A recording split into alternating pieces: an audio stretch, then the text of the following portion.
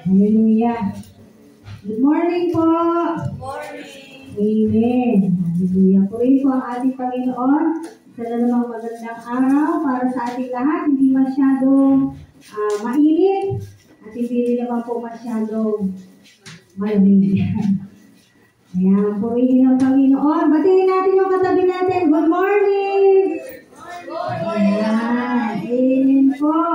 Masanay na po tayo na marami tayong katabi. Amen! Amen. Kaya patuloy po ang pananalangin natin sa bawat isa. No, at ngayon po may mga ipapanalangin tayo. And then, meron po magdiriwang ng kanilang kaarawan. Ngayon pong araw na to mismo, birthday ni Eli at saka ni Ate Esther. Amen. Happy birthday po sa kanila. At saka sa September 4 ay si Gracie. Sige po, manalangin po tayo. Hallelujah. Lord, maraming salamat po sa araw na to, sa iyong kabutihan, sa iyong kadakilaan, sa iyong kagandahan, O Diyos. Pinapupurihan ka namin na kami pong lahat na narito ay malalakas, masigla, Panginoon. At tunay na, Panginoon, nawa yung mga ginawa namin uri ng pagsamba kanina ay naging katanggap-tanggap sa iyo. At patuloy na maging katanggap-tanggap pa lahat ng aming gagawin sa buong maghapon na ito, Panginoon. Patuloy na hiling namin ang kalakasan nagmumula sa iyo, O Diyos. Lalo na po, Panginoon, kay Jen na masakit pa rin ang paa. Lord, we ask for your healing touch. It's so pag-take niya ng exam sa PNU para sa kanyang masteral, Lord God. Lord, ikaw na po ang bahala. Sa iyo po namin ito pinagkakatiwala, Panginoon. Ganon din, Lord God, si Winnie na meron pong trangkaso. We ask for your healing touch also for Winnie, Panginoon. Idaloy mo po ang kagalingan mula ulo hanggang talampakan ni Winnie, Panginoon. Sa mga nagsiselebrate ng kanilang birthday, si Eli, si Ate Esther, Panginoon, i-bless mo po ang buhay ng mga tao na to, Panginoon. At patuloy, Lord God, ikaw po yung maging kagalakan nila, O Diyos. At patuloy na magpakumbaba sila sa iyo, Panginoon. At maging yung mga sambahayan nila, sambahayan ni Eli. We pray, Panginoon, na magamit po ang buhay ng mga bata na to para sa kanilang mga magulang, kay Ate Esther din, Panginoon. Lord, salamat sa panibagong taon na ikinagkaloob mo. Sabi nga, Lord God, every day is a blessing talaga, Panginoon. Maging si kay Gracie na magdiriwang ng kanyang birthday on September 4, Panginoon. Panginoon, ikaw po, Panginoon, na patuloy na maghawakan sa buhay ng bata na to at patuloy magkaroon ng banal na pagkatakot sa iyo. At sa bawat isa sa amin na narito, pinagpupurihan ka namin, pinasasalamatan ka namin, at dinadakilan ka namin sa oras na to. Datnan mo kami palagi, Panginoon, na tunay na sumasamba at nagpupuri sa iyo. Kung aming dalangin sa pangalan mo, Panginoong Jesus. Amen! Amen! Hallelujah! Amen! So bago po bago tayo magsimula, katulad po ng ipinangako ko, itong nakaraang linggo po ay naging masyado po tayong abala sa marami pong mga gawain.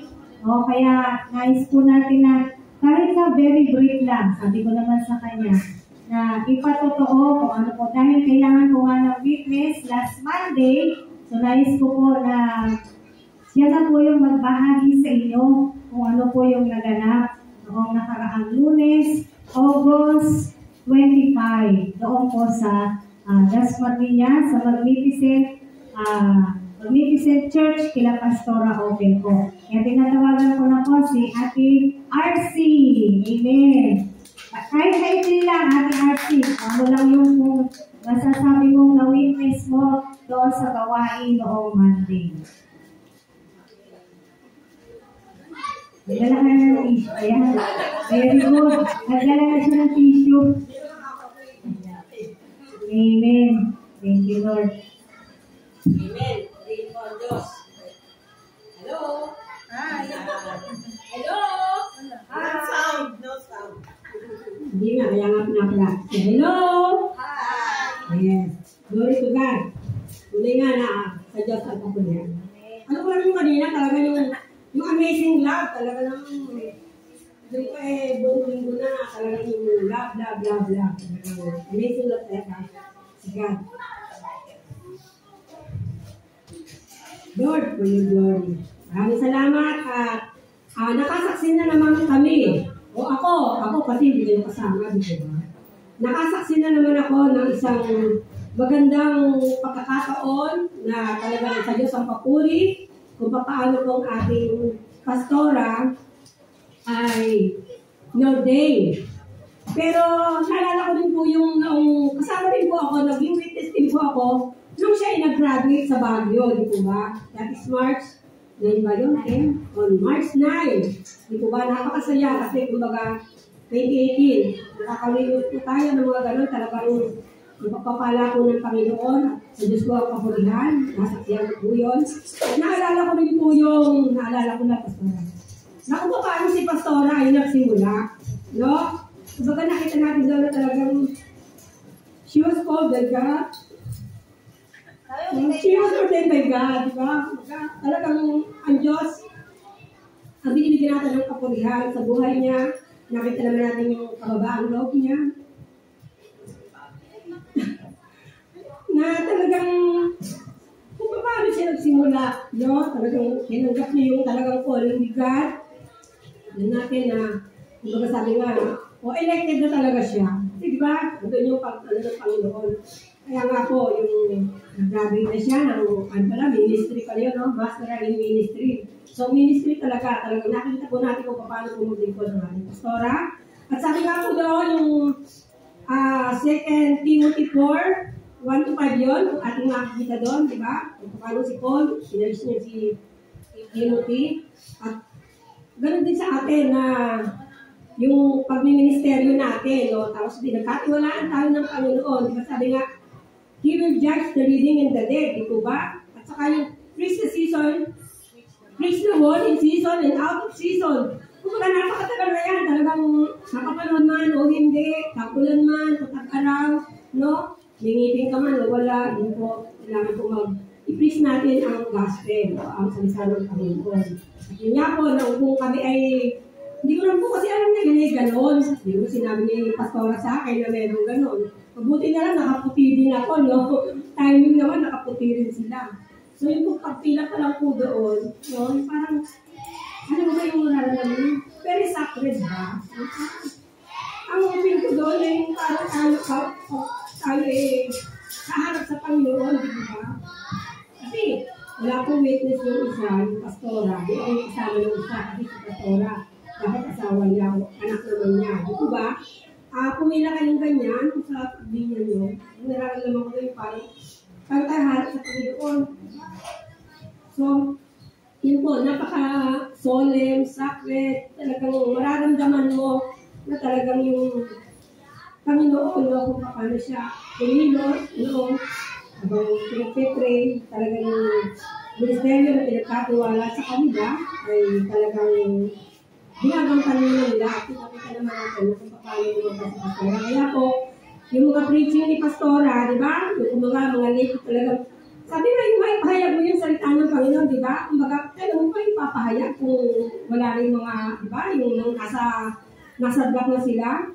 Yan po tayo, wag po tayong masasaktan. Okay lang masaktan kasi that is the work of the Holy Spirit. Tayo kinakausap ng Panginoon na talagang magbago na tayo, no? Kasi ito na yung end times, at saka yung talagang, ano ba naman yung pag-ibig ng Panginoon na binigay sa atin, hindi natin, alam natin, hindi natin kayang suklian talaga yung love ni God. Pero isipin na lang natin na kung paano tayo nandun sa sabak tayo sa kadiliman at binangon niya tayo, hindi pa tayo sa kalwaragan. No, hindi po ba napakalaking pagpapala nun? Kaya po nung hanggang sa nandun sila pastora, na nakalinya na doon, talagang ang nararamdaman ko talaga doon, yung pagharap din natin kay God.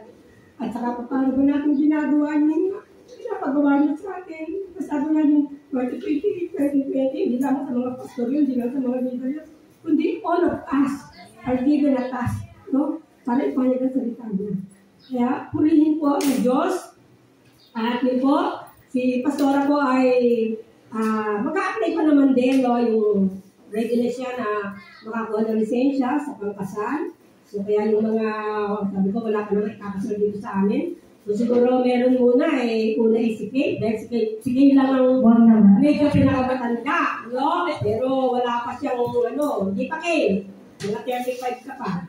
No, kung talagang makita natin doon, malaking oportunidad yan, di po ba? Tayo po ay ang pastora natin, hindi na po siya ordinary pastor, kumbaga inangat ni God. Sabi mo, paano ba natin katawagan si pastora? Reverend Pastor Jennifer S. Salvador. Ay, ano pala? Salvador Reyes. S. Reyes, no? Di po ba? Ito po ay pagpapala sa SCM family. Kasi, kumbaga, pinakalaban tayo ng isang ina na talagang is our chief shepherd here. Siya nag-aalaga sa atin. At tayo naman din, nakikita naman natin yung ginagawa niya. Kumbaga, ano ba naman yung tayong maging katuwang niya. Kasi, hindi niya pwedeng magawa niya nag-iisa siya. Siyempre, kailangan niya talaga ng tagatulong, taga-asa sa kanya. Kaya po tayo lahat ay nandito. God placed us here in this church, no? Para maging katuwang niya, para sa kaharian ng Panginoon. Mapalawak pa natin yung kaharian ng Diyos. So, nakakatuwa po na talagang lima mo kasi sila. No? Pero yun po ay talagang sa buong, parang buong Cavite, no? Para din mga coordinator, may mga reporting. So, may kami po si Pastora as Reverend Pastor. Mag-a-apply na lang po kami sa PSA para dun sa license, no? Pero po yung mga kinakasal, kailangan po maging talagang total Christian tayo. Dito ba? Kailangan po may pagsunod natin sa ating Panginoon. Kaya po, punihin po ang Diyos sa buhay ni Pastora. Bigyan po natin ang agalang-galang na papuri ang Panginoon sa buhay ng ating Pastora. Reverend Pastora Jennifer Salvador Reyes. Dito po ang Diyos. Thank you. Amen. Di ko talaga sinabi sa kanya, actually ko ano yung magaganap. Alam niya, meeting lang. Pero sa Diyos po ang papuri. Ngayon, gusto ko lang maging maniwala. What's the difference of reverend and a pastor? Wala po. Yung role niya pareho lang. To preach the gospel. Ngayon, ano ang malaking kaibahan nila? Kung wala naman palang kaibahan. Sa role, walang kaibahan. Mag-preach pa rin ang gospel. Pero, kaya tinatawag na reverend. Yung reverend po, sila na po yung authorized for the legal documents.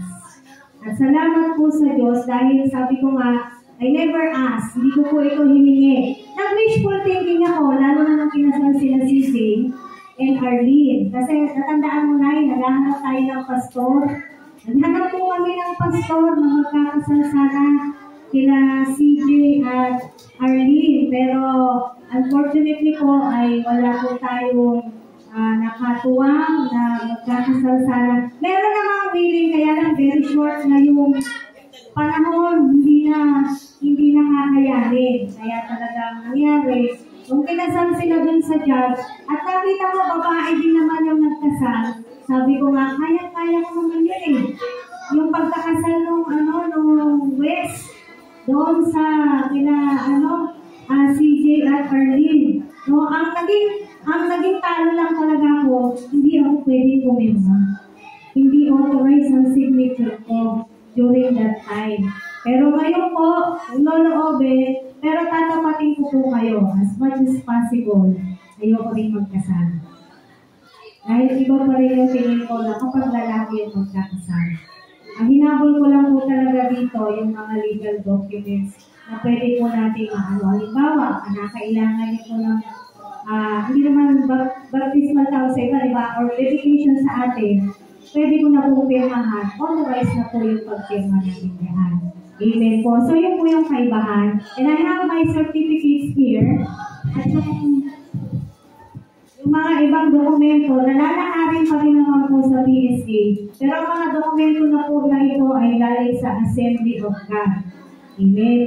Kasi po talagang requirement, kapag magkakasal ka, meron pong more than 200 members. Kaya hindi po talaga lahat ng pastor nakakapag-lakad ng kanilang permit to wedding dahil nahihirapan sila pagdating sa requirements po na to. Kaya salamat sa Diyos, may nagbukas po na oportunidad sa atin. Sabi ko nga sa inyo, hindi ko pinangarap, hindi ko pinag-pray. Nag-wishful thinking ako, yes. Pero hindi ko siya priority pag-pray. So ito po yung ating certificate. Ayan. So, yun po yung sinasabi ko na yung kaibahan ng reverend at saka pastor. Kaya ngayon, kung ano yung tawag niyo sa akin, wala pong problema yan. Hindi naman po, wala po sa title yung ano natin. Amen. At meron na po akong ID. Ayan, nasa say, ano na po tayo. Ayan. So, legally, wala naman pong illegal na pastor. Again, hindi nga lang talaga, katulad ko noon, hindi na nakapag-conduct ng mga legal documents sa kayo mga ready na yan dahil hindi lang po tayo authorized. Hindi tatanggapin ng government kahit na pasabihin mo, gusto na po wala ka naman po ba? Ganun po, di ba, sa ating government po. So, yun po yung big difference ng reverend at saka ng pastor, pero yung role po nila ay pareho na. To preach the gospel, hindi po yun maiiba. Amen. Hallelujah. At doon naman po sa Advotes, sa Amadeo, ay nagpresenta po tayo kung ano pa po yung mga gagawin natin for the next 4 months na lang bago matapos sa 2025. So mamaya po, magkakaroon tayo ng kaunti-uling pagpupulong para kabahagi po kayo. Simula po ngayon, gagawin na po namin kayong kabahagi kung ano po yung mga gagawin natin dito sa ating iglesia. Amen! So, mamaya po yan after our service. Ngayon punta na po tayo sa ating pag-aaral. Sa Diyos po ang papuri, palakpakan natin ang Panginoon. Amen! Hallelujah! Amen! So, tayo po ay magsimula na. Buksan na po natin ang ating mga Biblia sa John chapter 2, verses 13 to 22. John, sa 1 po. John chapter 2, verses 13 hanggang 22 po.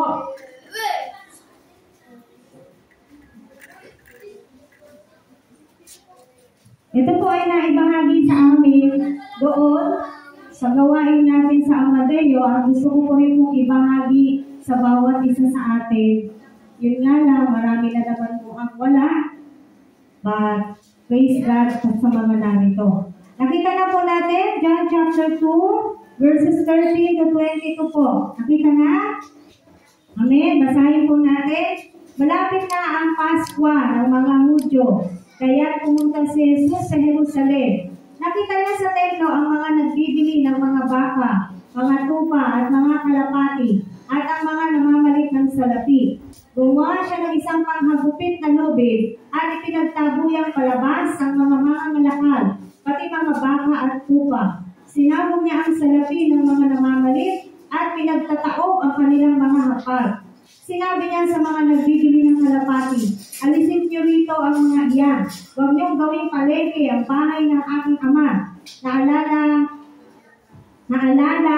ng kanyang mga alagad na sinasabi sa kasulatan, ang aking malasakit sa iyong bahay ay parang apoy na nag-aalab sa puso ko. Dahil dito'y tinanong siya ng mga Hudyo, anong tanda ang maibibigay mo upang patunayang may karapatan kang gawin ito? Tumugon si Jesus, ibahin niyo ang templong ito at muli kong itatayo sa loob ng 3 araw. Sinabi ng mga Hudyo, 46 na taon na ginawa ang templong ito at itatayo mo sa loob lamang ng 3 araw? Verse 21. Ngunit ang templong tinutukoy ni Jesus ay ang kanyang katawan. Kaya nang siya'y muling mabuhay, naalala ng kanyang mga alagad na sinabi niya ito, at naniwala sila sa kasulatan at sa mga sinabi ni Jesus. Maraming salamat, Panginoon, sa muli pag-aaral namin ng iyong salita. Banal na Espiritu, ikaw po yung mangusap at magbigay sa amin, God, ng kaunawaan, kapahayagan, at higit sa lahat, pagtanggap, Panginoon, ng mga katotohanan na nakapaloob sa iyong salita. In Jesus' name, Amen. Amen. So, nakakita na po kayo ng mga nag-clearing operation. Nakasaksi na kayo. Anong ginagawa ng nag-clearing operation? Pinapaalis yung mga nagtitinda sa pangketa. Tapos dadali yung kanilang mga paninda. Anong masasabi nyo doon sa mga gumagawa nun? Yung nag-clearing operation. Ano nararamdaman nyo? Doon sa mga nag-clearing operation, pag nakikita nyo po yan, ano pong nararamdaman ninyo? Hindi po, hindi naman kayo yung nandoon, pero nakita nyo, anong nararamdaman nyo doon sa mga nag-clearing operation? Ha? Gagalit kayo? Hindi, doon sa nag-clear. Hindi yung hinuhuli. Doon sa mga nag-clearing operation po. Yung gumagawa ng operasyon. Gagalit kayo, di ba? Oo. Bakit kayo nagagalit? Hindi sila makatakot. Yun ang paningin natin. Ang tanong ko sa inyo, tama o mali ang ginagawa nila? Tama. Ngayon, bakit tayo nagagalit? Ha? Bakit nagagalit? Alam niyo ba bakit ganun sila parang walang emosyon? Alam niyo kung bakit? Kasi matigas ang ulo ng mga tao. Sa totoo lang, illegal yung ginagawa nila. Kung hindi ba magiging matigas sila yun, may malilinis pa ang Baclaran, ang Quiapo. Nakikita niyo po yung mga nagtitinda, tatalikod pa lang yung mga nag-clearing operation, nandiyan na sila ulit. Ngayon, sabihin niyo sa akin, wala ba talaga silang puso? Sino ang walang puso? At sino hindi sumusunod sa batas? Kasi ang karamihan na nangyayari, madalas ang nakikita nating masama, yung nagpapatupad ng batas. Yung naglilinis. Madalas sinasabihan walang puso, lalo na kung makikita matanda na yung matanda na yung nagtitinda. Nakakaawa. Totoo naman po ito. Hindi ko naman sinasabi, hindi rin ako nakakabag sa kanila. Pero diba, tumanda na sila sa ganun, bakit hindi sila sumusunod sa tama? Ayan. Dito, sa binasa po natin, meron ding nag-clearing operation. May naglinis. Bakit? Hindi tama yung ginagawa eh. Ngayon, nakikita nyo na po yung idea ng pag-aaralan po natin. No? Si Jesus, nag-clearing operation. Nagalit. Ano ginawa niya? Pinagtataob niya. Diba? Tinaboy niya yung mga hayop. Ngayon, sabihin niyo sa akin, magagalit kayo kay Jesus? Wala siyang awa. Wala siyang habag. Ba't gano'n ang ginawa niya? Tama o mali ang ginawa niya? Tama. Mga kapatid, it's about time mamumulat tayo. Kung ano yung tama, yun ang dapat nakikita natin. Yes, nakakaawa yung mga nagtitinda. Balik tayo sa practical. Nakakaawa sila, kaya lang po matigas. Ang karamihan, hindi ko naman nila lahat. Karamihan po sa kanila, matigas ang ulo. Karamihan sa kanila, pasaway. Karamihan sa kanila, hindi marunong sumunod sa batas. Tingnan mo ang Pilipino, sinabi, bawal magtapon ng basura dito. Nasaan ang basura? Nandun, nakatambak. Diba? Tapos paglilinisin, sasabihin, magre-reklamo pag binaha, yung gobyerno, walang ginagawa. Ganyan lagi yung nakikita natin. Yung barangay, walang ginagawa. Eh ikaw, anong ginagawa mo? Ang mga tao, anong ginagawa? One-sided minsan yung mga mata ng mga tao. Kaya mga kapatid, mamulat-mulat na po tayo. Hindi lahat ng nag-clear ng operation, sila po ay masasama. The mere fact na nagmamatigas sila kasi matigas din ang ulo ng mga tao. Amen. Ngayon, punta po tayo dito sa ating pag-aaralan. May relevance po kasi ito eh. Una, makikita po natin dito, kung babalikan natin yung verses 14 to 17. Nakita niya sa templo, si Jesus po ito, ang mga nagbibili ng mga baka, mga tupa at mga kalapati, at ang mga namamalit ng salapi. Gumawa siya ng isang panghagupit na lubid at ipinagtaboy ang palabas ang mga ngalakad, pati mga baka at tupa. Isinabog niya ang salapi ng mga namamalit at pinagtataob ang kanilang mga hapag.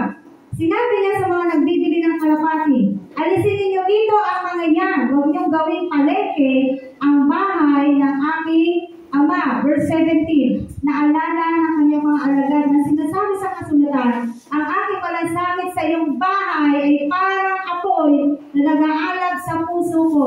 Pero pa isang nag-viral, yung pare, pinagalitan niya yung mga, nabalitaan niyo yun? Nagtitinda sana, ano yun siya? Pinaalis niya. Ngayon, sinong masama sa paningin ng tao? Yung pare. Kawawa naman yung pare. Nabash maigi. Tingnan niyo yung ginawa ni Jesus. Ano ba ginawa ng mga tao? Bakit nagalit yung pare? Ginawa nilang tindahan yung yung simbahan Tama po ba? Pero ang nangyari, lumitaw na masama, itong gumagawa ng tama. Ganyan po tayong mga tao. Ang nakikita lagi at pinapanigan, kawawa naman sila. Wala naman silang ginagawa, nagtitinda lang naman sila Ganyan po tayong mga tao. So, saan nalulugar yung mga nagpapatupad ng batas? Saan nalulugar yung mga tama ang pangangatwiran? Wala nang lugaran. Tama po? At nakita natin dito, bakit nagpupuyos si Jesus doon sa kanyang nasaksihan? No? Kasi nakita po natin, ganun na lang yung concern niya. Saan? Sa templo. Doon sa church. Actually, na-prophesy na po ito, Isaiah 56 verse 7. Puntahan po natin. Isaiah chapter 56 verse 7. Sabi po dito, dadalhin ko kayo sa Sion, sa aking banal na bundok. Ipadarama ko sa inyo ang aking kagalakan sa aking templo. Tatanggapin ko ang inyong mga handog at ang templo ko ay tatawagin, bahay dalanginan ng lahat ng bansa.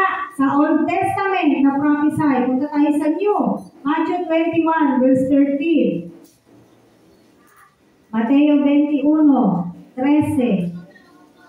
Sabi po dito, bubuksan niyo po para mababasa po ninyo.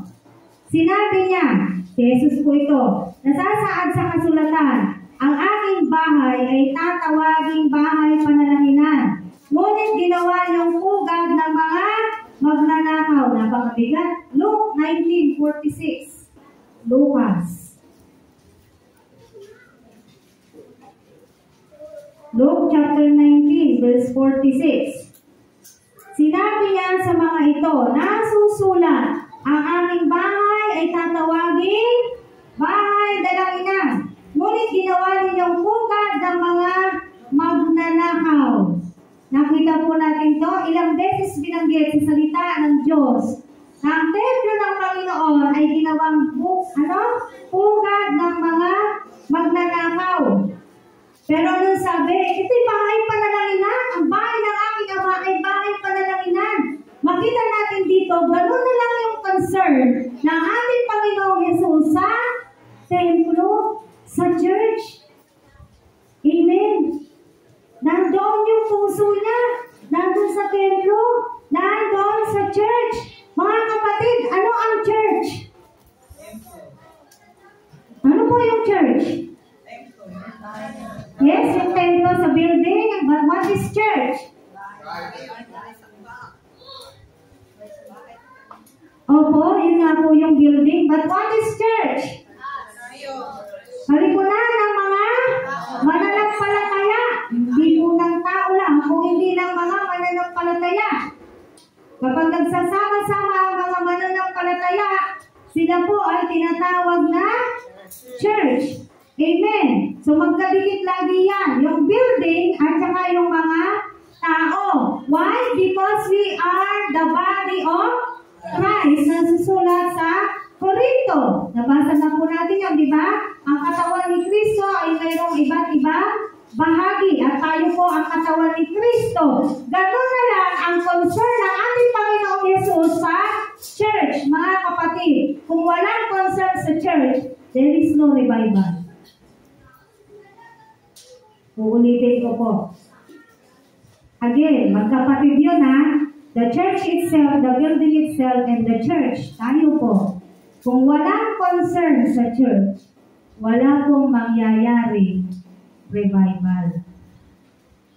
Ngayon, himayin natin, bakit sobra bang nagalit si Jesus? Ano kaya yung dahilan niya? Dahil lang ba talaga nakita niya na gano'n yung nadarna niya sa church? Una, Una pong dahilan, bakit nagalit? This is a random, no po? Wala naman po talagang tamang pagkakasunod-sunod. Una, alam ni Jesus Christ, alam ng Diyos, that the people, the Israelites, the Jews, they were not concerned with worship. Hindi naman po talaga nila concerned yung pagsamba. Alam niyo kung bakit? Sa lumang tipan pa lang, hindi ba nagpipista na po talaga sila ng Paskwa? Hindi naman yung pista ng Paskwa sa bagong tipan, dito lang po naganap eh. Amen po? In history, sa mga nagte-training, sa lumang tipan pa lang, nagpipista po talaga sila. Kasama po itong Passover. Natatandaan ninyo? Kaya sa lumang tipan pa lang, pinagdiriwang na po talaga yung Paskwa. At nagpatuloy po yan hanggang sa bagong tipan. For 750 years. Yan po yung gap according sa mga magagaling sa Bible. For 750 years, pinagpatuloy nila yung Paskwa na ito o yung pagsa-celebrate na Paskwa. Basahin natin sa Amos 5:21 to 22. Sa Amos po. Amos 5:21, 22. Sa Amos. Hallelujah. Nakita niyo na po? Amos or Amos chapter 5 verses 21 to 22. Sabi ko rito, namumuhay ako sa inyong mga piging. Ang Diyos po ang nagsasalita dito. Hindi ako nalulugod sa inyong mga pagdiriwang. Hindi ko matatanggap ang inyong mga handog na susunugin, handog na mga uhay at mga hayop na pinataba, bilang handog ng pasalamat. Bakit ganoon? Bakit hindi tatanggapin? Bakit namumuhi ang Diyos sa ginagawa daw ng mga tao ng mga Israelita? Pero di ba sabi niya maghandog? Sinabi niya sumama sa kanya. Bakit namumuhi ang Diyos sa kanila?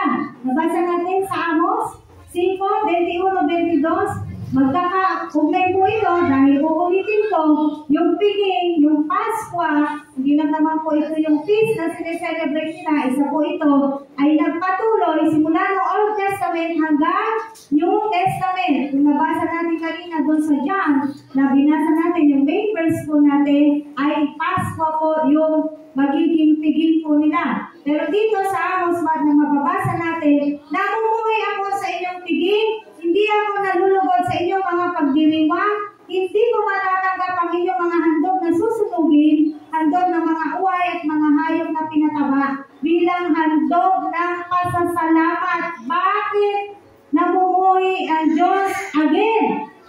People, yung mga tao noon hanggang sa bagong tipan ay hindi naman po talaga nila concern ang pagsamba. Remember, we cannot mock God. Hindi po natin maloloko ang Diyos. Alam niya sa bawat isa sa atin, alam niya ang puso ng mga tao. Kilala niya po tayo kung tayo po ay tunay na sumasamba sa Diyos. Pero itong mga tao na to, nung panahon na yan, pinag-aaralan po natin, hindi po sila concerned sa worship. Ano ang concern nila? Hindi nila alintana yung pagsamba. Kahit nung lumang tipan, ano ang pino-concern nila? Ano po? Yung business nila.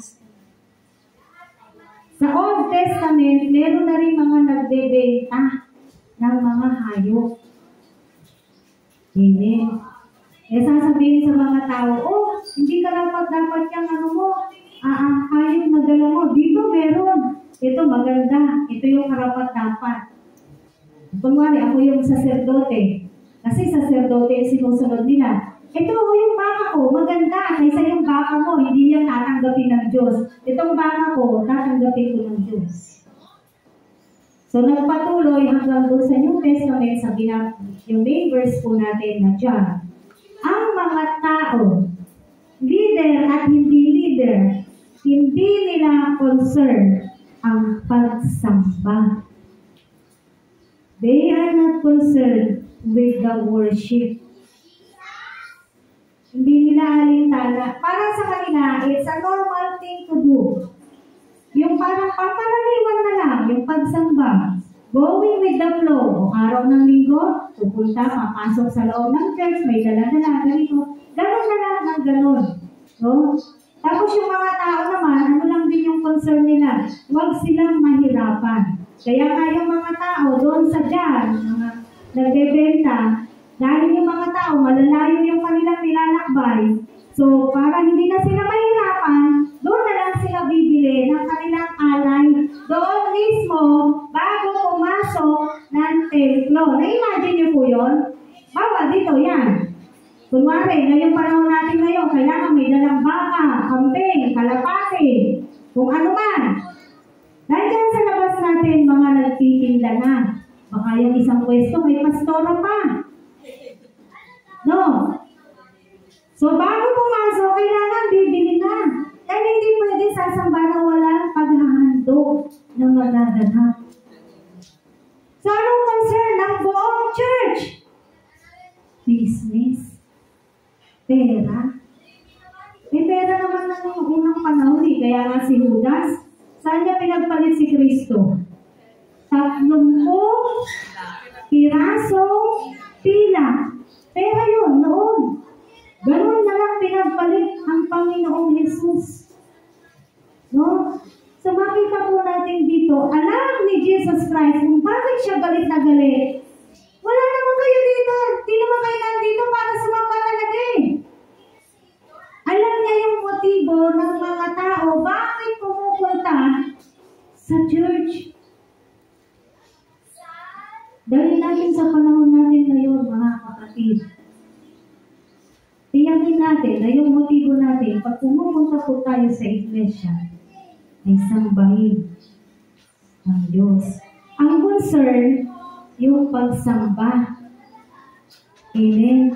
At wala na pong iba na dapat nagiging concern natin sa panahon natin ngayon kung hindi ang pagsamba. Tunay na pagsamba. Gusto natin ng revival? Gumawa tayo, mag-alay tayo sa ating Panginoon na tunay na pagsamba. Paano? Babalikan natin yung Romans chapter 12 verses 1. I-alay natin ang ating mga sarili. Tama po? Yung sinasabi doon, buhay, banal, at kalugod-lugod sa Diyos. Yun daw ang uri ng pagsamba na nais ng Panginoon. Every time that we go to church, ano yung motibo natin? Ano yung layunin natin? Bakit tayo sumasamba? Bakit tayo pumupunta dito? Are we really concerned with the true worship? O meron tayong ibang motibo? Hindi naman talaga natin gusto dito pumunta? No. Concerned ba talaga tayo sa Diyos na sasambahin natin? O hindi? Dahil lang may kasi meron akong kukuhanin kay sister. Kaya ako pupunta sa church. Kasi merong ibibigay si brother. Kaya ako pupunta ng church. Hindi man tayo nagkakaroon ng alang-alang dito. Pero yung motibo ng bawat isa, alam ng Diyos. Amen. Kaya nga dito sinasabi, kaya nagalit si Kristo, hindi sila concerned sa pagsamba talaga. Ang concern nila, magkano yung kikitain nila? Marami ba yung mabebenta nila? Amen? Kaya kung babalikan po natin yung verse natin in John chapter 2, makita natin dito, talagang gumawa pa si Jesus Christ ng latigong panghagupit. Siguro makikita natin siya yung, alam mo yung galit na galit? No? Kasi sabi nga dito, ang aking malasakit sa verse 17, ang aking malasakit sa iyong bahay ay parang apoy na nag-aalab sa puso ko. Kumusta po ang malasakit natin sa church? Nag-aalab din ba ang mga puso natin yung pagmamalasakit natin sa church? Pareho po yan. The people and the building. Sa mga gawain, kabuuan ng iglesia. Kumusta po ang malasakit po natin sa kabuuan ng ating iglesia? Si Kristo nag-aalam, kaya nga siya nagwala eh. Hindi naman yung concern talaga, yung iglesia. Yun yung sinasabi niya doon sa mga tao. No? Kumusta po yung concern natin dito sa ating iglesia? Kumusta yung concern natin sa kabuuan ng ating iglesia bilang magkakapatid sa pananampalataya at ito pong lugar na pinagsasambahan natin, na pinagkatiwala po sa atin ng Panginoon, sa ating mga gawain. Kumusta po? Ano po ang lagay ng concern natin sa bahay dalanginan ng Diyos? Bahala sila maglinis dyan. Bahala silang mag-ayos dyan. Gagawin naman nila yan. No? Paano po ang nagiging kaisipan natin? Kapag po online ang gawain every Friday, alam niyo sa totoo lang, wala pong pumupunta dito para man lang magsabi, Pastora, ako na mag-aayos ng church. Pastora, ako na magwawalis. Wala. Every last Friday po ay online po tayo. So nangyayari, hindi po kami pupunta rito, wala na rin po pumupunta. Para man lang mag-volunteer o magsabi man lang, ako na po mag-aayos ng upuan. Ako na po bahala sa church. Baka nasa isip nyo, wala naman kaming susi. Pwede naman makipag-ugnayan. Again, pag gusto, may paraan po yan. Makikipag-usap lang naman kayo sa amin. Magsasabi lang kayo sa amin. Amen.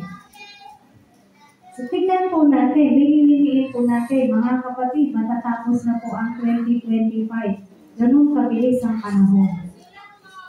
Kumusta na tayo bilang mananampalataya? Are we growing or not? Lumalago po ba tayo? Huwag mo nang isipin yung buong church, yung sarili mo na lang. Sabi nga, self-evaluation, let us check ourselves always and always and always, katulad ng ginagawa ni David. Nagpapa-examine siya sa Diyos. Panginoon, examine me. Laging ginagawa yan. Kahit hari na po si Haring David, sinasabi niya sa Panginoong Diyos, i-examine siya. Tayo po, magpa-examine tayo sa Panginoon. Gaano ang concern po natin sa ating po iglesia. Amen. Kasi si Jesus Christ, mahal na mahal niya ang templo. Kung nakita naman po natin dito, paano siya nagalit. Kaya nga mag-isa siya, clear niya yun. Kaya nga siya yung nag-clearing operation eh. Mag-isa, nilinis niya yun. Yung bahay panalanginan. Pinalayas niya lahat, pati mga hayop, wala siyang tinira. Ngayon sabihin niyo sa akin, walang awa naman si Jesus Christ, pati mga hayop na walang anak, pinalayas niya.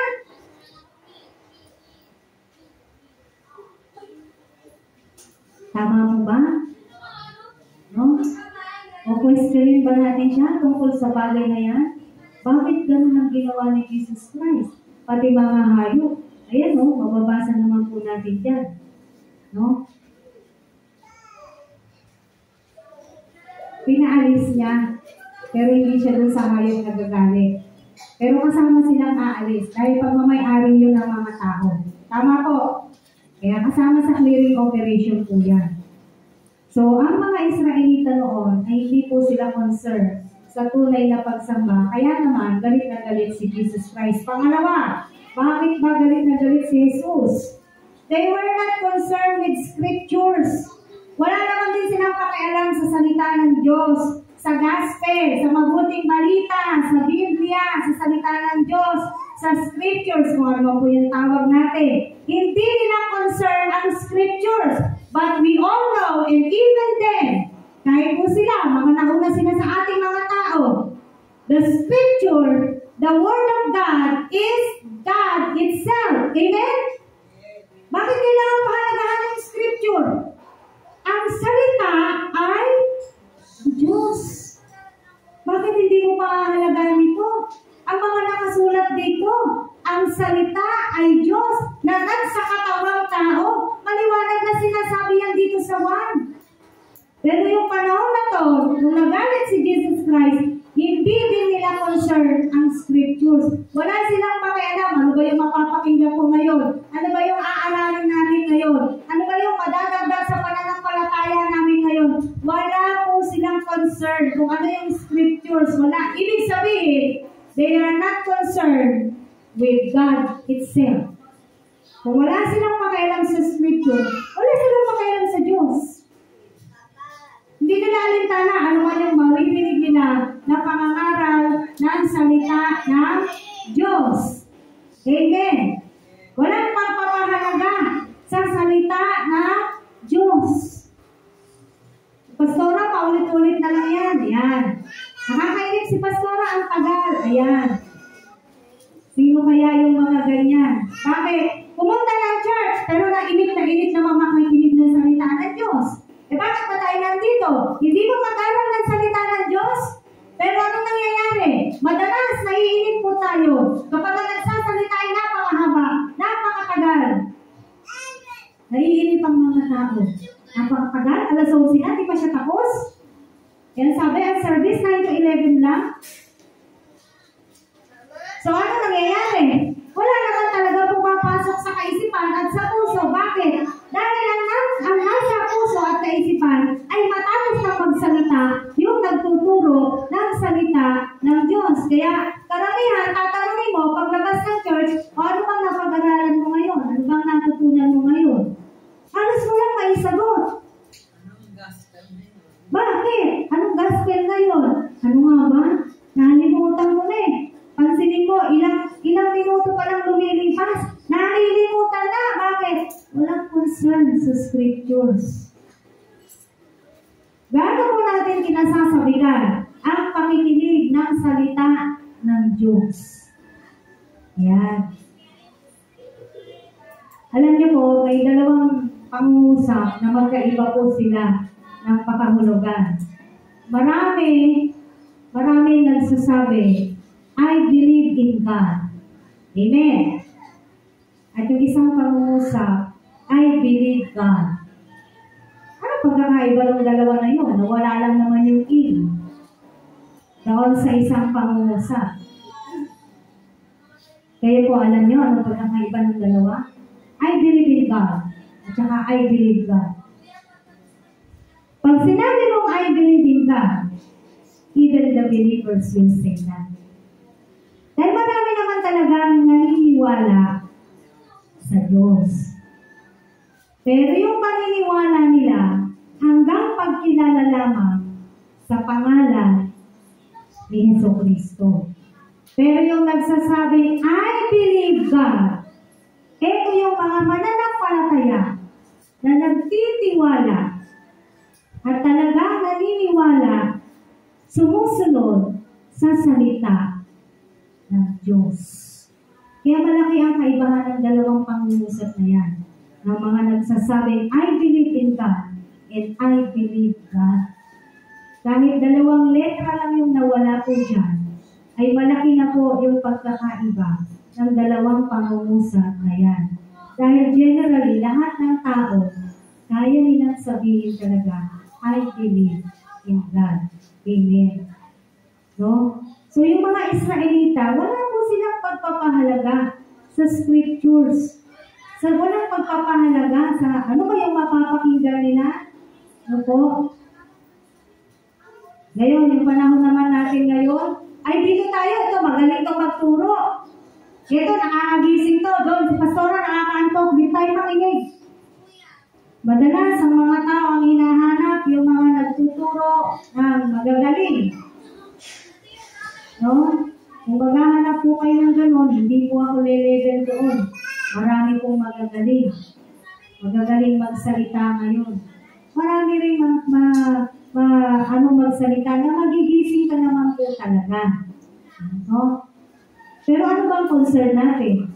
Yung nagsasalita o yung sinasalita?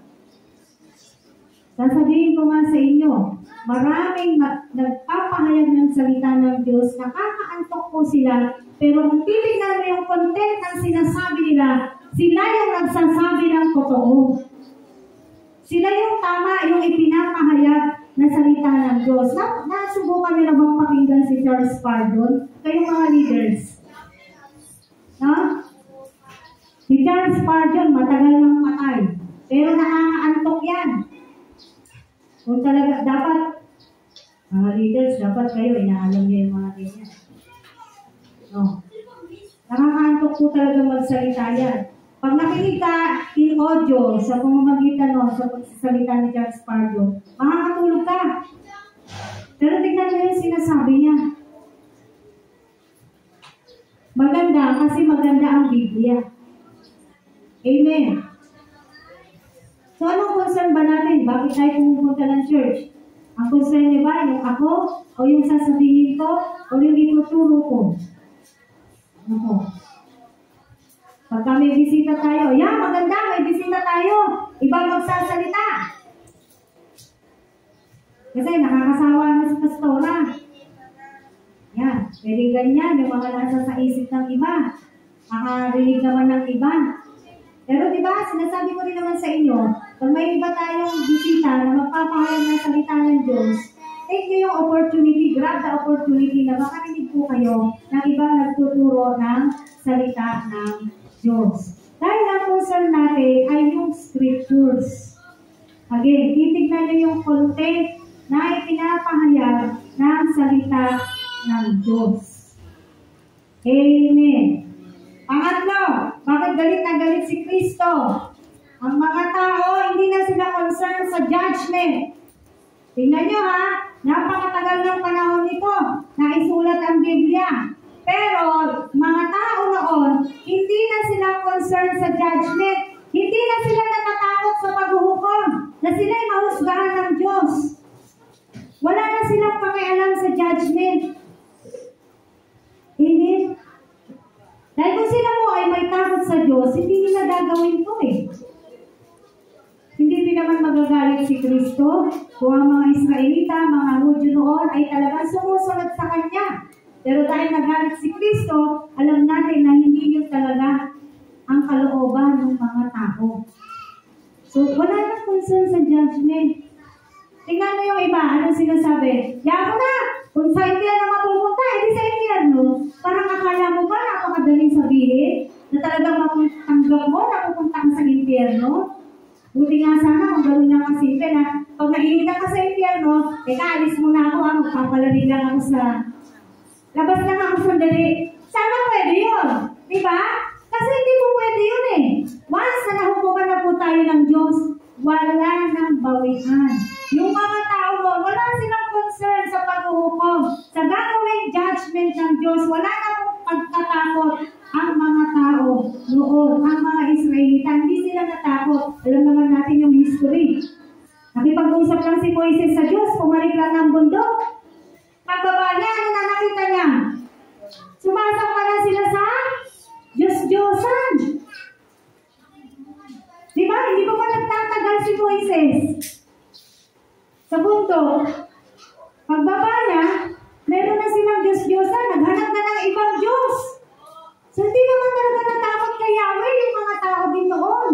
Yung mga Israelita. Kapatid, kumusta ka sa Judgment Day? Ano ang iyong kalooban patungkol sa araw ng paghuhukom? Amen. Ano po ang ibig sabihin nito? Pag puro sarili lang po ang iniisip natin, pag puro sarili natin, yung iniisip po natin, wala pong mangyayaring revival sa SCM. Tandaan po natin yan. Kapag lahat ng mga pag-iintindi po natin ay patungkol lahat sa ating sarili, there will be no revival in SCM. Pag walang concern sa church, sa temple, sa iglesia, yung gusto niyong tawag, no? Wala pong mangyayari revival sa SCM. Kapag puro sarili na lang natin. Ano yung kumakalat na sinishare ngayon sa social media? Yung red flags. Nabasa niyo yun? Red flags sa church. Sino nakakita nun at nakabasa po? Wala? Ano tinitignan niya sa FB niyo? Hindi niyo nakita yun, yung red flag sa church? Once ang isang Kristiyano ay alibay ng alibay, kahit na ba sabihin mo yun yung totoo, without the concern, walang concern sa church, red flag.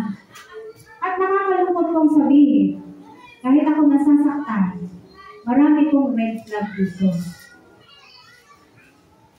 Amen. Marami po talaga sa atin, ang nauuna po natin ay ang ating mga sarili.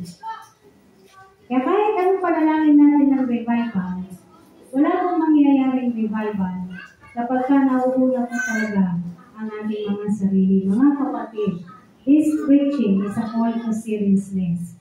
Wala akong sinasabing huwag kayong magtrabaho. But again, I say, know your priority.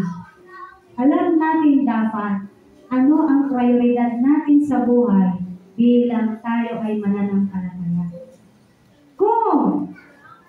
Sige po, kahit kayo mag-analyze, kung lahat ng alibay, actually nangyayari naman, wala na rin naman kami magawa. Kung lahat ng excuses ay talagang ginajustify natin, kawawa naman siya, kaya yan na. Ganun na lang tayo ng ganun. Wala po talagang mangyayaring pagbabago sa loob ng ating iglesia. Yung po yung katotohanan. Amen. At hindi tayo attorney ng mga ibang tao. Hindi tayo attorney ng ibang kapatid. No? Hayaan natin sila doon sa bagay na bakit sila wala, nagpa-follow up naman tayo eh. Amen. No? Sabi na, huwag tayong tatayo doon sa bagay na alam mo yun, ay kasi kaya sila wala kasi ganito. Unless nasa ospital, naiintindihan niyo po ako. Amen. Unless nasa ospital, na-operahan niya, katulad ni Robert, na-operahan. Sinabi ko ba sa'yo, Robert, tumayo ko na, kaya magsimba ka agad pag nasa operasyon mo. Wala naman ganun eh, di ba? Pero yung mga kaya naman ng katawan, malalakas naman ang katawan. Pero lang ibang gustong unahin, yun po yung sinasabi natin, na red flag. Kailangan tanggapin at unawain po natin yun. Minsan, maging katulad tayo ni Jesucristo na matapang at matatag ang emosyon. Alam mo yun, kailangan na natin maglinis. Maaaring sabihin nyo, ito si Pastora, nag-iway na, wala ng puso. Hindi po. Kailan natin ito gagawin? Pagpare-pare tayo malulubog sa kumuno eh. Amen. Wala pong kinalaman yung pagkaka-ordain ko sa pinipreach po natin ngayon. Dahil kayo po mismo ang saksi sa ilang linggong pagtuturo natin, iisa ang panawagan ng Diyos. Amen po. It's a call to seriousness. Tingnan nyo, John chapter 2, verses 18 to 20. Balik tayo kay John.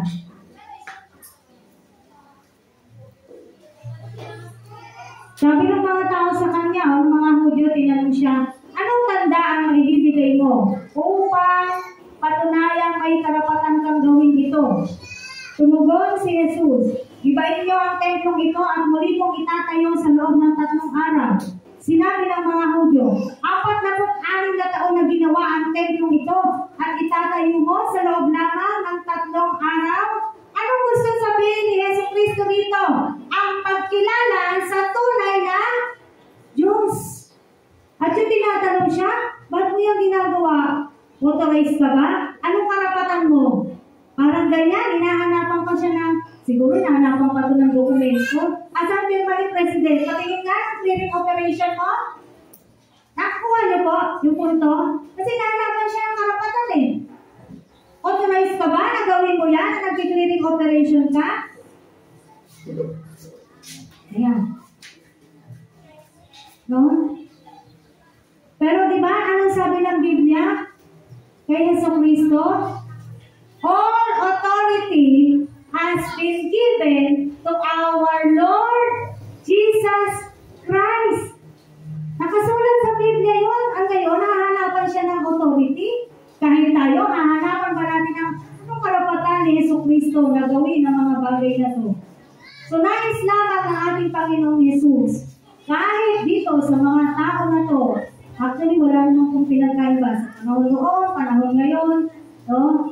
Ay ang pagka-nais ng Diyos na kumilala tayo sa tunay na Diyos.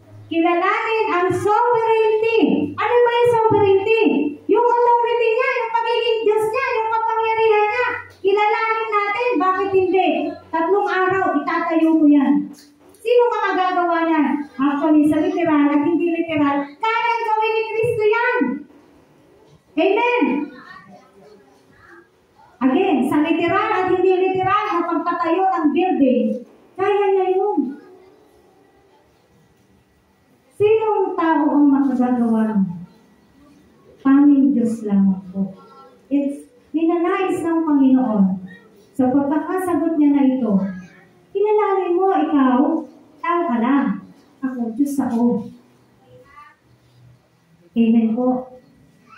Kailanman, hindi tayo tataas ng kapangyarihan. Kahit sabihin mo pang maging ano pa yan eh. Ano ba yung pinakamataas na titulo sa isang pastor? Kahit sabihin mo pang ma-achieve pa yung pinakamataas na titulo ng isang pastor, it's a no. Hindi kailanman papantay ang kapangyarihan, ang authority ng isang tao sa isang Diyos. Amen, mga kapatid. No? Dahil nga lahat ng authority ay ipinagkaloob na kay Kristo. So, ito yung yung sinasabi, according to seriousness, mag-seryoso na po tayo sa ating pagsamba. Let's evaluate our lives. Ano ba talaga yung inuuna ko? Ano ba talaga yung maraming pinagkakabalaan ko ng oras? Ano ba talaga yung inaasikaso ko? Amen? So, una, yung according to seriousness, pagkilala sa Diyos, sa kanyang sovereignty, sa kanyang authority. Amen? Pangalawa, katanggap-tanggap ba ang iyong paniniwala sa Diyos? Tingnan po natin. Baba lang tayo. Verse 23 to 25. Baka akala natin, kung sumasamba tayo, sabi natin, nasa church tayo, okay na ang lahat. John chapter 2, verses 23 to 25. Nang pista ng Pasko, nasa Jerusalem si Jesus. Marami, tingnan niyo po ito marami ang sumampalataya sa Kanya. Bakit? Nang makita nila ang mga kababalaghan ginawa niya. Verse 24. Subalit hindi nagtiwala sa kanila si Jesus. Sapagkat kilala niya silang lahat. Hindi na kailangang may magsalita pa sa Kanya tungkol sa kanino man, sapagkat kalastas niya ang kalooban ng lahat ng tao. Nakita po natin to? Kung ang mga pagsamba po natin ay hindi naman pala nagiging katanggap-tanggap sa Diyos. Katulad nito, kilala ng Diyos. Bakit sila nanampalataya? Kasi meron silang nakitang mga kababalaghan. Meron silang mga nakitang himala. Doon lang sila naniwala kay Jesus Christ. Pero nung sabi, hindi naman nagtiwala sa kanila si Jesus Christ. Ito yung malaking magiging problema natin, mga kapatid. Tiwala ba si Jesus Christ sa ginagawa natin pagsamba? Yan ang dapat tanong. Natanggap-tanggap ba kay Jesus Christ yung ginawa natin pagsamba? Bakit? Makikita natin sa verse 25. Wala na kailangan magsalita sa Kanya. Bakit? Talastas niya ang kalooban ng lahat ng tao. Kahit tayo na naririto ngayon. Amen. Yun yung dapat inaalam natin. Lord, yung ginagawa ko sa iyo, katanggap-tanggap ba? Baka akala natin, kung nakapunta tayo ng church ng Sunday, everything is okay. Tingnan niyo po yung punto, Yung mga uma-attend na, meron pa mga pagkadelikado. Tama? Lalo na yung hindi uma-attend. Lalo na yung maraming alibay. Paano na lang yung kanilang kalalagayan sa harapan ni Kristo? Kung yung uma-attend na katulad nito, subalit hindi nagtiwala si Jesus sa kanila. Ang tanong, tiwala kaya si Jesus sa ginagawa natin pagsamba? Kaya nga, ang tanong ko, katanggap-tanggap ba ang ating paniniwala sa Diyos? Yun yung mahalagang dapat inaalam natin, Lord. Okay ba? Okay ba yung ginawa ko? Okay ba yung pananampalataya ko? Tanggap mo ba? Dapat yun yung approval na dapat natin hinihingi. Approve ba sa'yo, Lord? Hindi yung akala natin tayo yung dapat nasusunod palagi. O Lord, umatay ako sumamba ako nagano ako Hindi. Tanungin mo si Lord, Lord, okay ba sa'yo? Yung ginawa ko. Di ba tayo minsan, mga tao, meron tayong mga ginagawa na pag minsan, medyo alanganin tayo, nagtatanong tayo, sa tingin mo, okay ba yung ginawa ko kanina? Kunwari, kumanta ako. Sa tingin mo, maganda ba yung pagkakakanta ko? Di ba, naghahanap tayo ng, ano kaya yung, kung approve kay somehow, maa-at-peace ka, kahit pa paano, natanggap niya. Baka tanggap na rin ng iba. Di ba, parang ganyan? Sa Lord kaya. Yan. Sa Lord kaya, yun yung laging concern po natin. Natanggap-tanggap ba sa Lord? Kaya nga yung mga handog nila balik tayo dito sa main verse natin. Yung mga handog nila, hindi naman talaga katanggap-tanggap Bakit? Simula pa lang, alam na ng Diyos yung puso nila. Tapos naniwala lang sila, nung may nakita silang himala. Pag wala silang nakikita, ito pa rin ang tao. To see is to believe. Ganyan pa rin ang mga tao kahit na mananampalataya na. Yan po yung nakakalungkot. No? John chapter 20, verse 31. Ito po, basahin natin. John 20, verse 31. Anong sabi rito?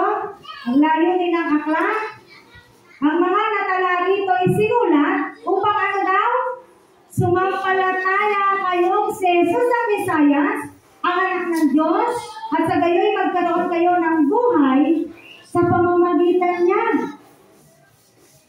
Hindi sinabi rito, kaya nasulat ang Biblia, maghanap mo muna ng kababalaghan, saka ka manampalataya kay Jesus.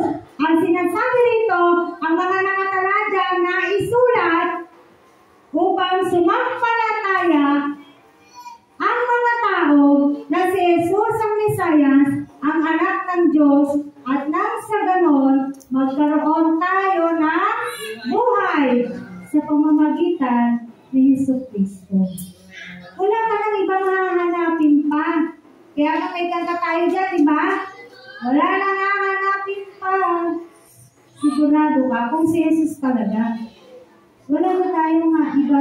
Ito yung layunin ng aklat. Manampalataya tayo sa Diyos na hindi natin nakikita. Amen. Pangatlo, inibilisan ko na lamang po. Pangatlo, parang ito na po yung application natin, no? Hingin sa Diyos ang tama. Bakit? John 16:24. Buksan po natin. John chapter 16, verse 24.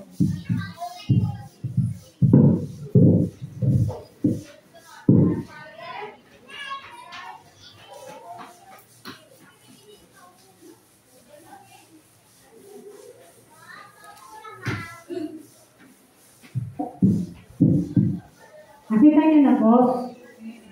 Minsan, ina-exhort natin to. John chapter 16, verse 24. Hanggang ngayon, wala pa kayong hihingi sa Kanya sa pangalan ko.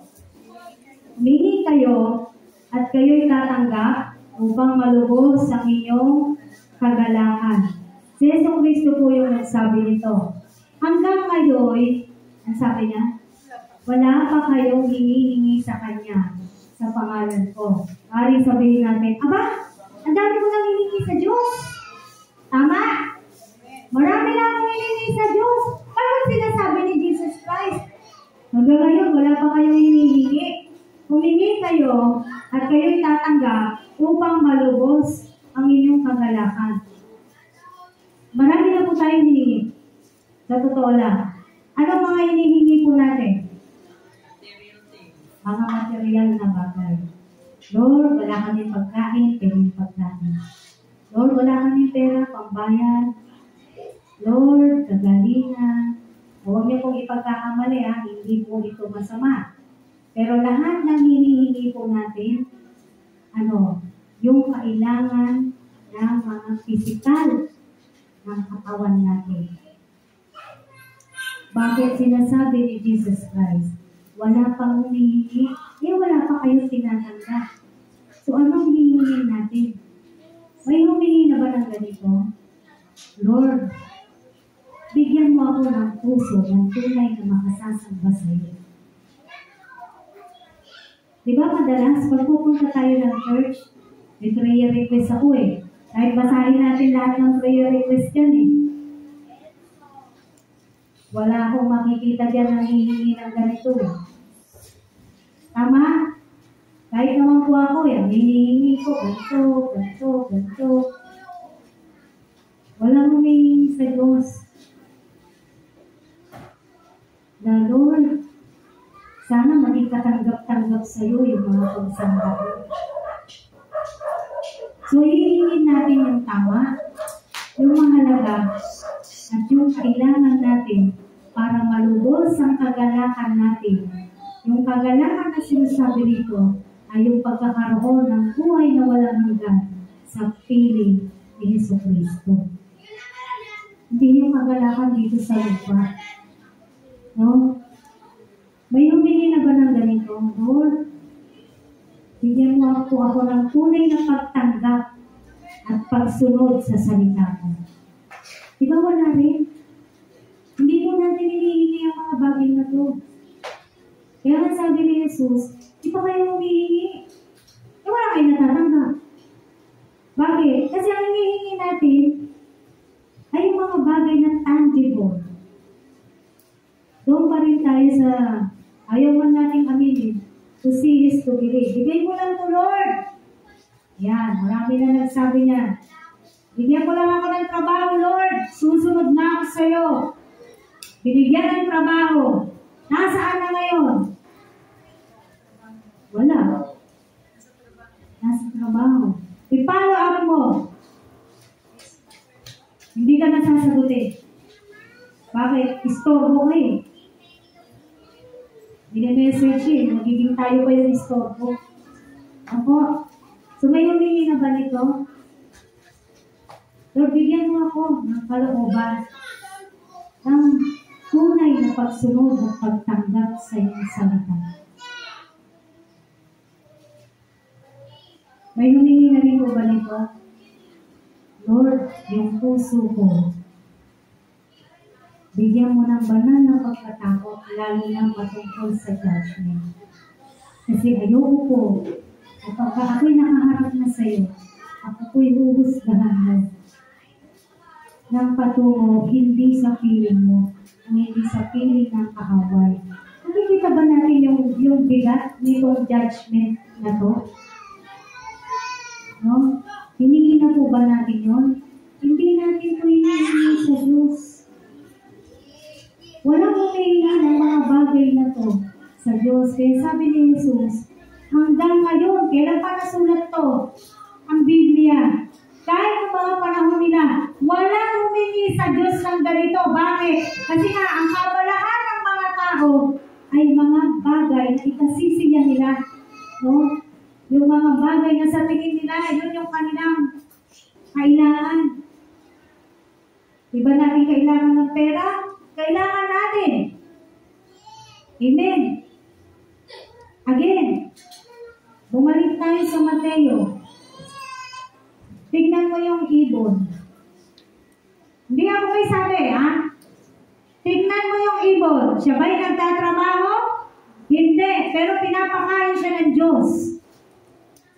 Tama po? Tayo, nagtatrabaho tayo. The more. So, tingin ba natin, pababayaan tayo ng Diyos natin? Kapag inuna ba natin siya, talagang hindi na tayo kakain? Katulad ng tanong ko nung nakaraang linggo, hanggang saan ang kaya natin isakripisyo sa Diyos?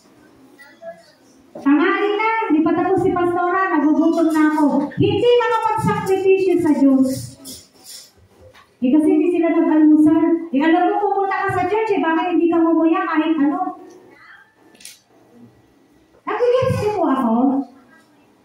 Hindi naman masama kung kumain tayo dyan, inaalok naman namin kayo eh. Bago. Diba? Bago.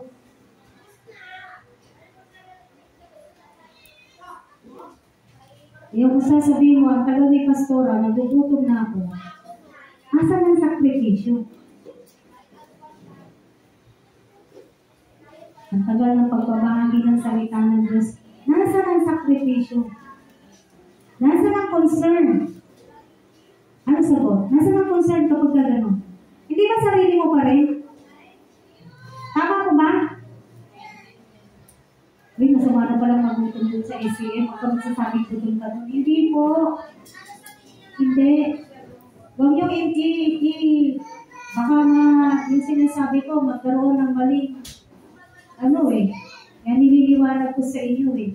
Hindi po. Sa rin magandang bagay, kaya kayo pinaparating ng maaga. Hindi kayo nakakain sa bahay, maraming biskuit dyan. Ang daming kape dyan. Bagong bigay ni Nanay Emma, pagkalaki-laki. Kapihin natin lahat. Hindi po, di ba? Kung darating ka ng oras na, hindi ka na talaga makakapagkape. Magugutom ka talaga. Yun lang naman yun eh. Paano? Kailangan ba talaga sasabihin mo sa atin lahat ng dapat natin gawin? O kung huwag ka magutom ha, bago ka umalis. Ano to, batang maliit? Bago ka umalis, o ganito ka na ha. Hindi ka magutom ha. If we keep on tolerating those kind of Christians, as they say, paano sila tatatag? At paano nila malalaman, mapapag-aralan ang pagsasakripisyo? Kung sa ganong simpleng bagay pa lang, lagi tayong nakaalala. Ano ginagawa namin sa inyo? Hindi namin kayo tinuturuan tumayo sa sarili niyong paa. Ginagawa namin kayong baby. Kaya pagka gano'n ang gagawin namin sa inyo, konting iiyak, aayaw, nasasaktan, magagalit, ma-open. Naunawaan ninyo? Sa ministeryo po ng Diyos, bawal ang MU. Hindi lang ito pang music team. Bawal mo matampuin dito. Kasi iba-ibang klase ng tao yan nasa paligid natin eh. Iba-iba ng personalidad yan. Pero pare-pareho pananampalataya, pero iba-iba ng personalidad. Pero, Tatay Chris, ganyan siya magsalita. Kapi ka na, Pastora. Pag si Nanay Penny magsasabi sa'yo, ayan, magkapi ka na. Nag-gets nyo? Pero, pareho lang sila ng nilalaman ng puso. Maganda. Wala mong pangit doon. Yan yung sinasabi ko, iba-iba tayo ng personality. No? Hindi na nga nahulugan na malakas yung boses, hindi na naamin naman niya, ganun siya, malakas ang boses niya. No po.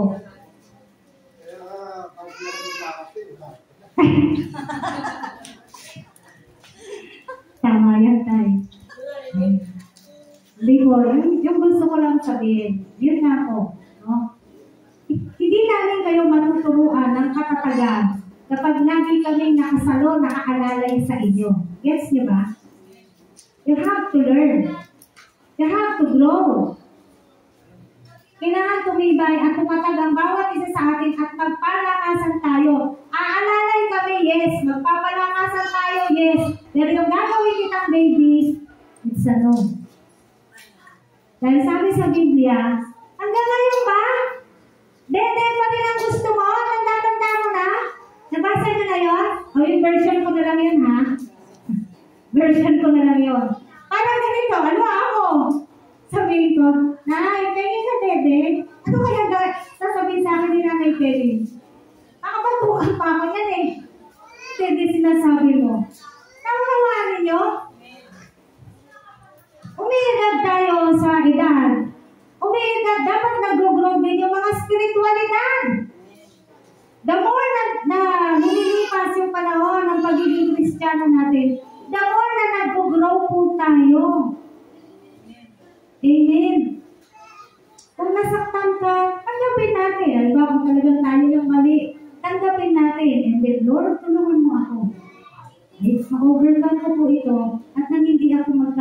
ng hinanakit sa aking kapatid. Bakit po? Anong sabi ng Biblia? Magalit ka sa kapatid mo. Ano nang turing sa'yo ng Biblia? Ano nang turing ng Biblia sa mga taong nagagalit sa kanyang kapatid? Tawarin.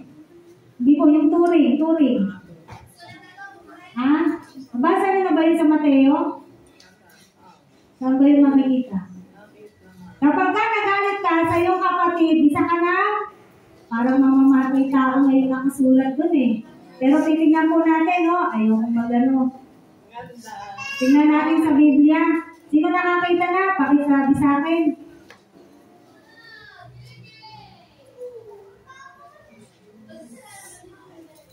Ito, tama ba to? Chapter 5. Verse 21. Tingnan niyo po yun. Mateo 5:21. Narinig ninyo na noong unay iniutos sa mga tao, huwag kang papatay. Ang sino mang makamatay ay mananagot sa hukuman. Ngunit ngayon sinasabi ko sa inyo, tingnan niyo to ha, ang mapuot sa kanyang kapatid ay mananagot sa hukuman. Ang humamak sa kanyang kapatid ay mananagot sa Sanhedrin. At sino mang magsabi sa kanyang kapatid na yan, mababasa niyo, ay mapapa sa apoy ng impyerno. Kaya kung naghahandog ka sa Diyos at maalala mo na may sama ng loob sa iyo ang kapatid mo, anong gagawin natin? Iwan mo muna yung handog mo sa harap ng dambana at makipagkasundo ka sa kanya, saka ka magbalik at maghandog sa Diyos. Ang makagagawa lamang nito ay yung mananampalataya na nag-grow na. Kasi kung hindi, bakit ako magsusuri siya yung may kasalanan?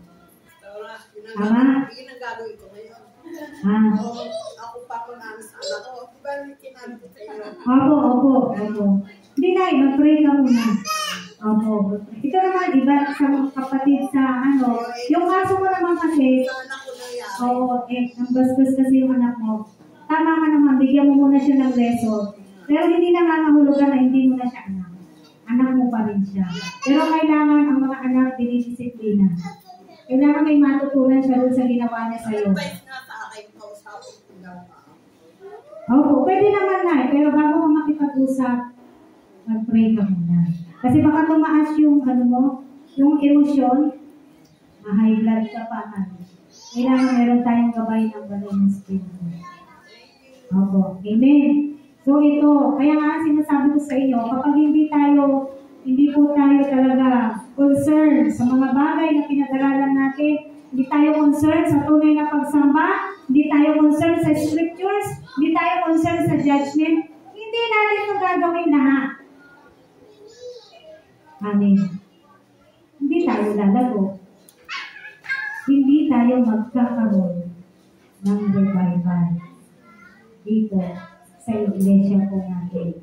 Kung wala tayong concern na katulad ni Jesucristo sa ating templo, sino pa yung hahanapan natin ng concern sa church natin? Mga tagalabas? Amen? Sila po ba yung hahanapan natin ng concern? Yung mga tao na tagalabas? O yung mga mananampalataya na hindi taga-SCN? Sila ba yung hahanapan natin ng concern dito sa ating templo? Amen? Pag sinabi po natin, magkakaroon tayo ng general cleaning. Hindi talaga siya nag-general cleaning. Alam niyo kung bakit? Iilan lang yung tao eh. Pero gusto natin ang maganda. Gusto natin ang malinis. Tama po? So, asan yung concern? Itong bagay po na to, maaaring masaktan po tayo, pero tanggapin natin, at ito po yung magandang balita. May pag-asa pa. May pag-asa pa po tayo sa ating Panginoong Diyos. Kaya mga kapatid, dalangin ko na yung kung paano nagpupuyos yung puso ni Jesus Christ para sa templo, para sa church. Dito rin sa church natin, kalaban natin, ito lang sa history na nabasa natin sa Bible, mahal niya po ang iglesia. Kaya nga siya yung ulo, tayo yung katawan. Kaya nga siya yung tumata yung ulo, tayo yung katawan. Sino ba yung pakakasalaw ni Yeso Cristo pagdating ng araw? Church! Amen? Kaya gano'n niya kamahal na mahal. Gano'n na lang yung concern niya sa church, mga kapatid. Kaya kung tayo po ay tinutuwid, tayo po ay magpatuwid. Kung tayo po ay dinidisiplina, magpadisiplina po tayo. Dahil ang tunay na pagmamahal, sinasabi po yung kasalanan. Hindi po ini-ignora. Hindi tayo ay, sabihin ko ba kay Darren? Baka ma-open si Darren, hindi na umatin. Paano niya malalaman? Example lang yun paano niya malalaman na mali na pala yung ginagawa niya? Nakasalanan na pala yung ginagawa niya kung hindi natin sasabihin.